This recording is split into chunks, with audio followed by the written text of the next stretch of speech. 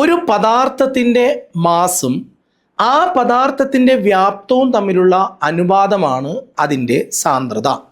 ഒരു പദാർത്ഥത്തിൻ്റെ മാസും അതിൻ്റെ വ്യാപ്തവും തമ്മിലുള്ള അനുപാതമാണ് അതിൻ്റെ സാന്ദ്രത. ഒരു വസ്തുവിൻ്റെ സാന്ദ്രത സ്ഥിരമായിരിക്കും.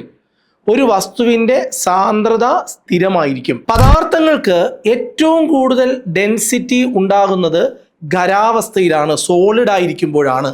പദാർത്ഥങ്ങൾക്ക് ഏറ്റവും കുറവ് സാന്ദ്രത ഉണ്ടാകുന്നത് വാതകാവസ്ഥയിലായിരിക്കുമ്പോഴാണ്, ഗേഷ്യസ് സ്റ്റേറ്റിലാണ്. അപ്പോൾ ഡെൻസിറ്റി അല്ലെങ്കിൽ സാന്ദ്രത എന്ന് പറയുന്നത് mass by volume. Mass by volume. സാന്ദ്രതയുടെ യൂണിറ്റ് ആണ് ഗ്രാം പെർ സെന്റിമീറ്റർ ക്യൂബ് അല്ലെങ്കിൽ കിലോഗ്രാം പെർ മീറ്റർ ക്യൂബ്. അപ്പോൾ ശ്രദ്ധിക്കേണ്ടത് സാന്ദ്രതയുടെ യൂണിറ്റ് ആണ് ഗ്രാം പെർ സെന്റിമീറ്റർ ക്യൂബ് അല്ലെങ്കിൽ കിലോഗ്രാം പെർ മീറ്റർ ക്യൂബ്.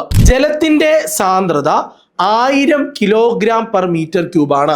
ജലത്തിന്റെ സാന്ദ്രത 1000 കിലോഗ്രാം പെർ മീറ്റർ ക്യൂബാണ്.